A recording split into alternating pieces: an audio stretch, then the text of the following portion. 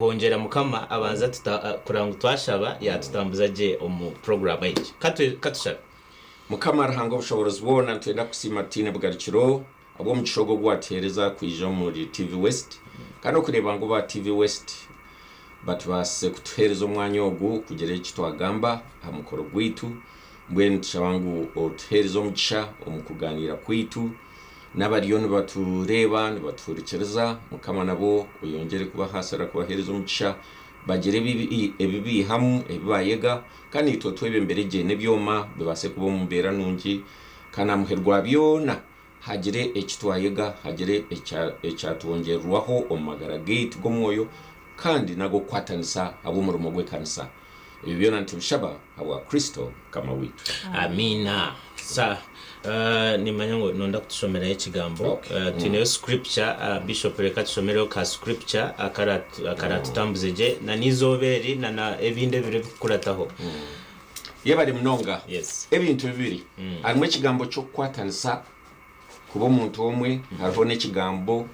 cyo kugira ngo buri muntu wena nabasa kugira ekiyahayo abo mu rumo gwa mukama kandi omuringo gwo mutano abantu kuba kurra fundraising bagira ngo yabagiga kama zemba shomere abakushoma kishumuzo yo mukashishi nangwa nico kimwa kitwashoma mako eshura 12 omushorongo ogwirana na gumwe ebyo mufakazo mworo kandi yashitama arukurebana n'ebiciro ry'ebiconco ubwo ni Yesu yareba abantu bengi okubari kutamwempiha binja babire bari abatungi batamunyingi bwanyuma heja omufakazo mworo yatamuguma bubiri oburi kwingana senti 2 Yesu yayitabegibe yabagera ati buzimazima nimbagambera nti omufakazo riyo mworo yatamubinji okukera bari yabona abahereza biconco abo kubabo bona batamu ebibashagire konko omufakazo ogu yatamu ebyayine byona kandi niritungo ryeheza mbwenaho turebe nshonga nkuru yo kugira ngo otariga yecho ine abo buhereza bwa mukama Yesu kuyarebere abagiga batiremwe mpiha nyingi yareba no mukikuru watiremu akace obuma bwe bubiri bwe sento buyabirayine yagira ngo ugu yakira bari nabo ekemerundi mingi kutukuzo mu fundraising abantu bamanyango na haza kwijaba bakama abamana bebizimbe bahi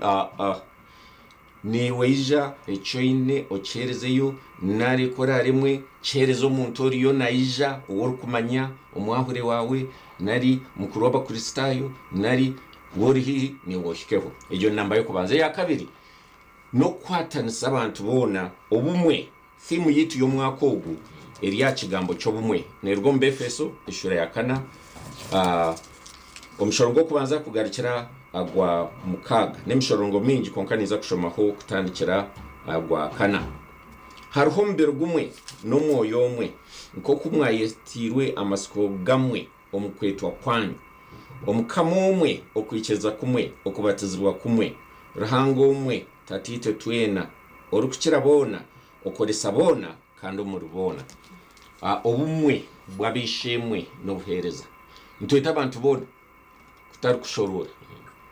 nuwija nukwatanisa nitu kandi abakurasi ba Kristo bona buri bamwe twine dini zitu konka kandi hariho ubumwe bwa Kristo abakuba Kristo na umwe enchiriza nemwe ubumwe muhurire enchirize katolika tikumanyisa idini y'abakatolika anchibanyise dini y'abakwikiriza bona so mwena ntubeta twatanize hamwe kandi nikiba kiri ikintu kirungi munonga kwagira umurimo gwe kanisa ngo bakuza kubashobora ikizimbe cyo nikiza kwera kiti kikuza kwera bakristayo bonka nari basiramu bonka urukwija wena naza kwera. Okay. Echo yabere scripture kind of course ni edakika za 2 zarengo muri shayibiri nyenda tugende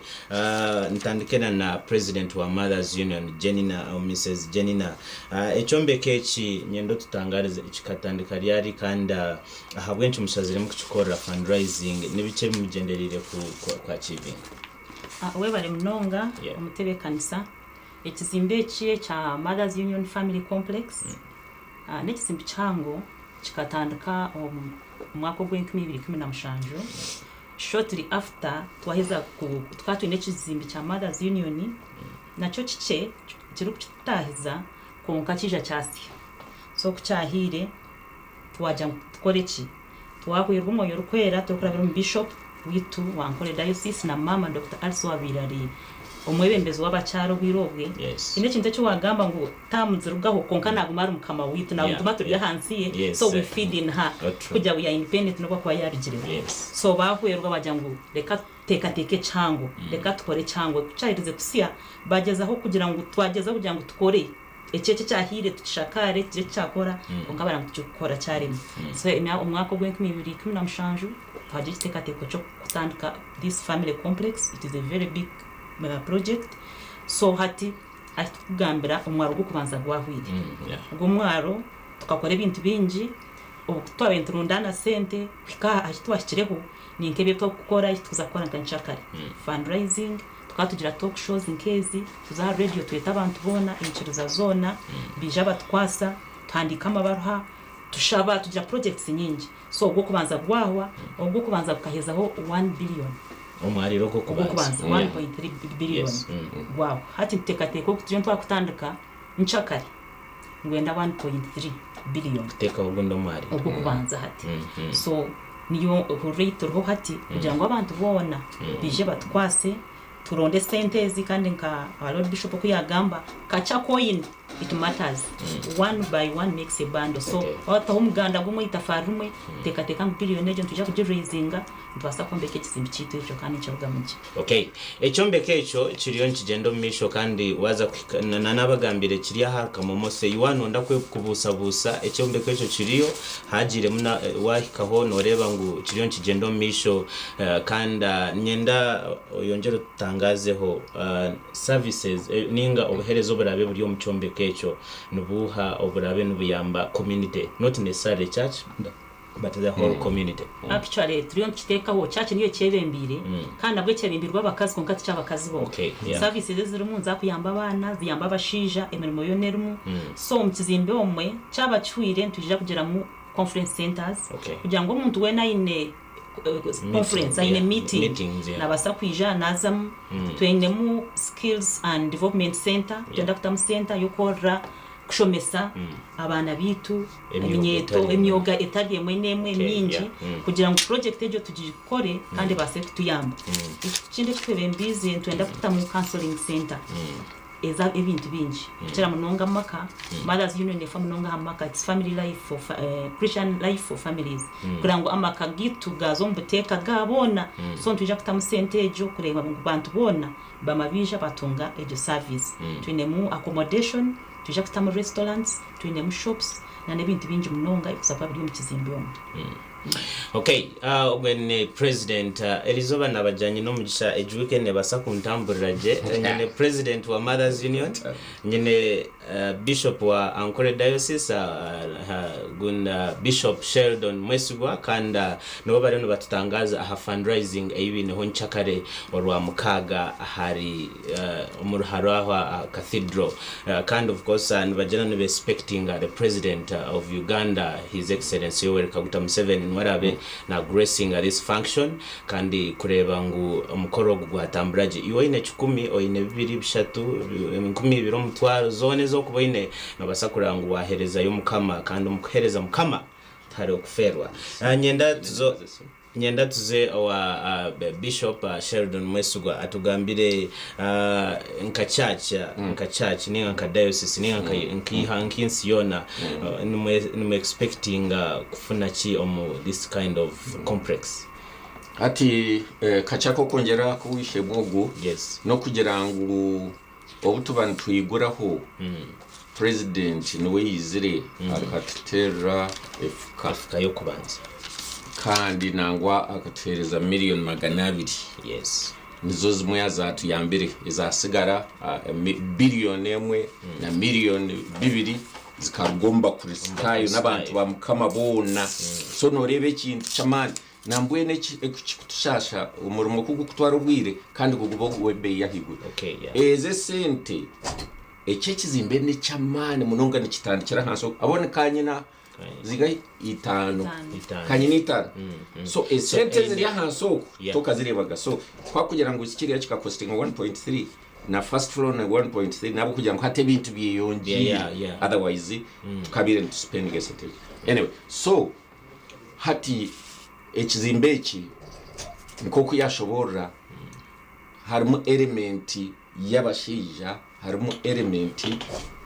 y'abantu abandi abashemere kuba nibakora omurimo ogwo hati waza kureba kwetegereza twine already abariyo nibakoreramu abakushuburiramu abe bunde zitakushana twine national water bine office zabo twine mu abaguza biha n'abantu bingi so na government nayo neba negoba so kutwoyongera kutamwa mani nambwe harimo na plan ababire barambura nibenda kwija kutamuka irwari ryo kuyamba abantu abakuzire ab'imyaka mikuru ariho iba kweta nursing home abantu bitwe birebi kwa kushanga yakura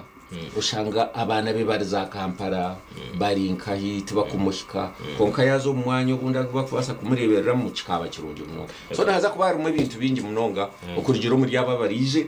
bakashanga ekizimbe bakagira iki bakorera. Okay, nyenda tusimbe hakataho twaza kumura mukache then ntugaruka of course chine Sheldon Mwesigwa guni bishop wa Ankole Dayosiisi kandi twine president wa Mothers Union Mrs. Jenina Ariyaha nawone batugambira fundraising erohonye nchakare katumure mukache ado fayireka program Sisiimuka IGN TV West.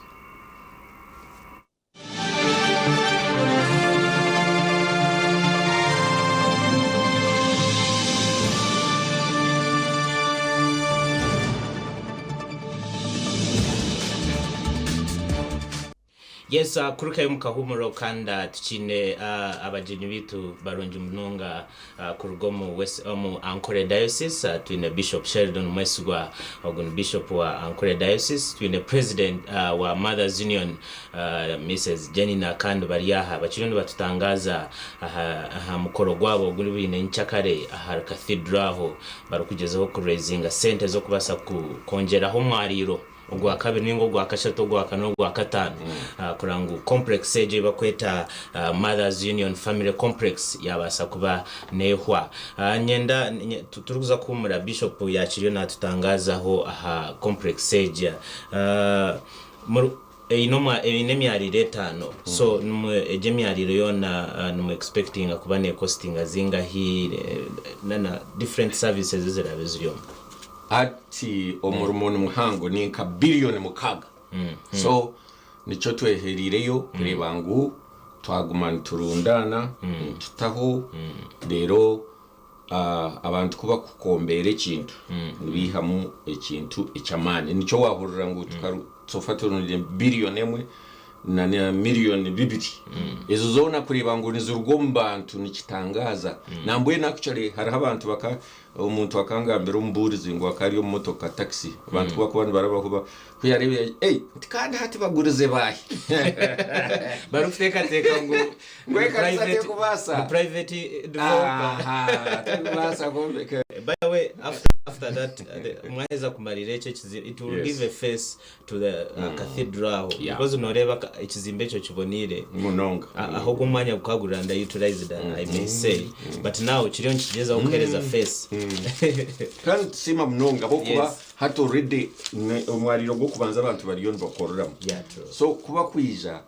natwayongeraho emyarire ndijo nayo neza kutunga abantu abakuzamu hati imbararane city imbarare kuziri abantu bingi hati haronka accommodation abantu bingi nibarunda naho kurara habura abo kwatwine mu bizimbo mutawunomu ebitu pangiso bumwe konka no shanga ngo abantu bakibenda ngo muombeke bindi muwa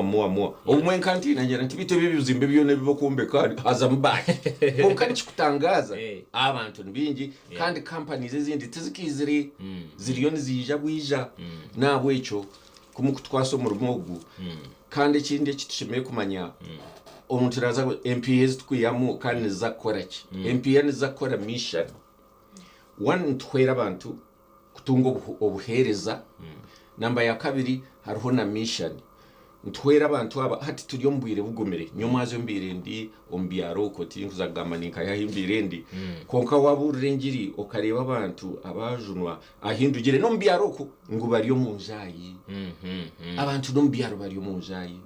abantu bariyo marwa abantu bariyo mu so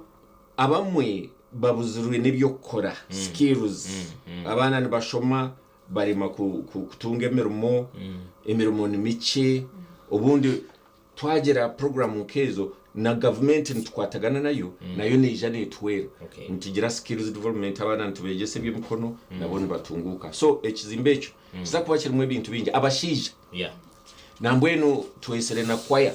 harimo kwaya y'abashije urareberaho kwaya y'abashije bonka yamani iriyo neja neza kurugacikunda neza kwija abashije binekesho ngoro kirungi echo kwatanisa n'amakagetu kurwanisa obworo kwetantarama rwano bushambani ebisisire amaka ebyebyo nambwe niyo mwazo yafitibire turi ijo umumbantu bayigarukiremo kumanyarahanga yatugira no mukazi omushija we akazomarwa bakabine n'umwana ari mu ishomero nashoma umwana nawe yarugamo hatebe byona warabiro mu kanisa programs in case ezere mu mothers union fathers union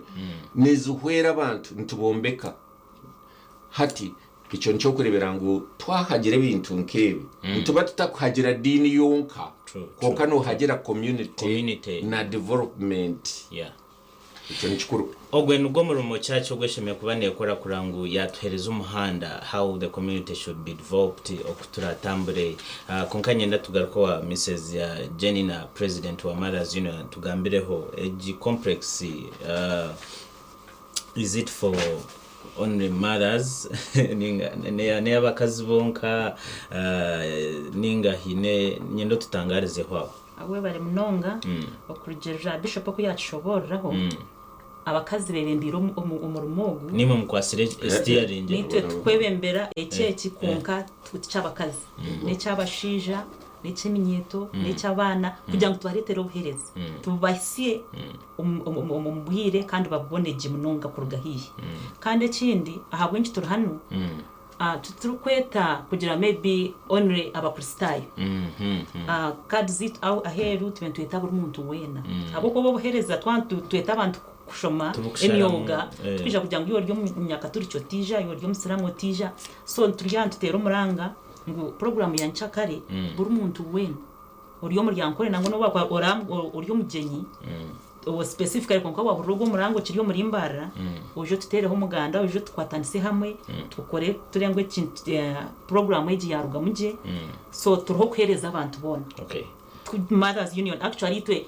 ubwiro bwinyi ndukira kweyebwa konka tufaha maka kandi amaka ngagarumwa abana garumwa abashija so twenda kutebekanisa kurango at least kayaberije umushija nano abana barije umukazi nobo n'obusingi so nabwo nicyo twehebembere kintu kugira ngo tukikore tuhereza obuhereza burungi munonga ihangarwa secretariat neno ma church nekoro muntu umurumo gw'amani munonga tinkumanya kuhatarizire church oba ihanga kurinkai it is trying to shape how the society should live kuno jangu church terho kuno tinkumanya ito akubeturi so uyo muntu weno ryokwe basa kureba ngo wabasa kwirukangira murango go kusupportinga Ankole Dayosiisi babase kumarira ekizimbe cyabo cha Mothers Union Complex Mothers Union Family Complex ekiryaho aharikamomo stage tukwetaga any direction wayikarikamomo stage no bano kireba kiryaho mukono gwa mosho orikuruga mbararo mtown edakika zabana nibireza rengo muri shaha ibiriza kasheshe kind of course tukina bajenyaba nyenda turukuhendera nyenda ntandukane na Biishopu arikutugambira message ye ya muheru hari abantu not necessarily complex but you are a leader nyendo gire message yo ahereza abantu rukuhendera then tuza kuhendera turukugambira abantu abo kwenda kusindika sente support yona contacts basheme kubanu bati bwenu orumuhendera ninyenda kubatera omuranga abantu bamukama mweje no basa kuija kandi cyo kikaba kirungi munongo kukire bindi hariho umusije omwe akaruga bwizwero ko bamba kafa no mushamukuru akaye kuyabirahurira fundraising akagera ngo nanye nitekwa kubandi yo abo kuba ngo rutabura mu ngabo niko yabinaye ori bayija rutabura mu ngabo ori bayinovakedo ayineki konkani rutabura muki mu ngabo umushagwa kwijana ugo mushaga nawo kuyabirahija abantu bashemero mbwenu niwe utakayebara ngo noburo mungabezi barayeta abantu ukashanga otari mu mwanya otariho kandi kiba kitari kirungi mbwenu kandi mugume mugera umutima gwo kuhereza engaro izihereza nizo zakira mukamana zahereza umuci Luka 6:8 muhe nimwe muri yahebwa waza kureba kwetegereza abantu bakukira kufungiza tubatunga bamakanje tubatunga kandi wareba umuntu ukunda kuhereza no kuhereza abantu nk'icyo riyo nokora no kwigura umutima gwawe n'engaro zawe no kwera abantu aho rugarukira n'emigisha ya mukama ntihe gukora so ntubeta mwena mwije ahandengo zona atagira babura abo kuba twesera abantu kurugera kimwa president ba minister speaker ba parliament ba MPs ba councillors ba LC5 abakristayo bakuru babo ababuruzi bwena mwije wote izire jiroko wayohereza umuntu esente nare namba ezibarabori twakwatanisiza hamwe ntuza kusimbura webare Bishop kandi nyenda tuzoa Mrs. Jenny na nawe twereze message yeye haryabo abantu abakwebembera ninga ihangeri because told president just konkano yebembera you are a leader kandi uri umucyara in a family inabana so message eyokhereza abantu abarimba tureba TV wose message ye yinkwenda kuhoreza heru okukira munonga nimbaza kutandika namaka akwanga ngwata hu munonga nishaba abakazi kube cyo kurebera kirunjo makagabo kukore kishemire kwatanisa kandi okukira munonga bakoro tweza korebera bashijaba tuyiha mucyone kitwantwenda nko ku Bishop yagamba ko kwereza oyakira so abakazi kutuzo makatu wayoroba omushija nobwo ko bagangire numbasa so ni intero umuranga abantu borobe kandi okukira munonga bakore Uganda yiturumu if you are not hard working waye sasira tine cyangwa cyo kubona so bakore namani barebe ngo amakaga gumaho bashumesa abana bako kubota koze tukija kubona sente zo kushomesa umwana na twantu eta fundraising you know what in cyo yin so I encourage every person kurango bakora namani babisaho amakagabo obakina namani tutaka hendire na nyenda kubagambira program ya nchakari briefly it's okay anko guteka bwe kanisa twino kushaba tujja kutandika na service kandi service stage neja kuba netandika shaha ina so ntweta abantu mwena mwije kare shahina tubanze na service it will take 1 hour then turargemu tuzo business yenyini kandi tukija kwagumyo for long it's not the whole day ukajya tunyo kunda heze kwinuka shayi 11 zo fundraising wishi 11 tokuza kutushanga so by shaha munana nechitweka tujja kwantu closing abantu bareke bagaruka mirimo yabo batebekanise Sunday kuza mu maramizo gabo so our program starts at 10 and ends at 2:30 inamba z'abantu abakwasa kuhorezaho ninga woine ekibuzo cyona ecyo kubasa kwenda kubuza between now and tomorrow even after abo kogo mu ngumizamu kugira ngo inchakare twaheze washanga hato ine sente you are not able to contribute okano ryo tamherwa kwezi ninja kuba kubone sente so is namba no basa kuzitera no basa kusenduka kwe sente ninga no basa kwikira ubureberezi buri hito no office ya Mothers Union office y'umureberezi and you have anything ekikuze nanka hamugwogu nchakirwa jimnonga eyo kubanza namba y'umuhandiki w'ubureberezi witwa Dayosiisi bamweta Reverend Canon Edson Abasa no basa kumutunja aha namba 078272740 0 mushanju munana 2 mushanju 2 mushanju ina note ya kabiri ne yanje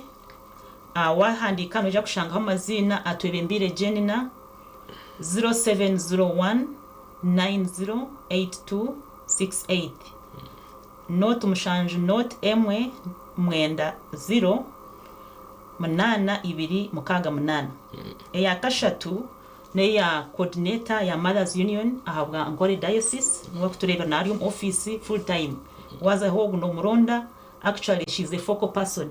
itwe twabara konkogo nabarho bamweta Reverend Kiriza Julian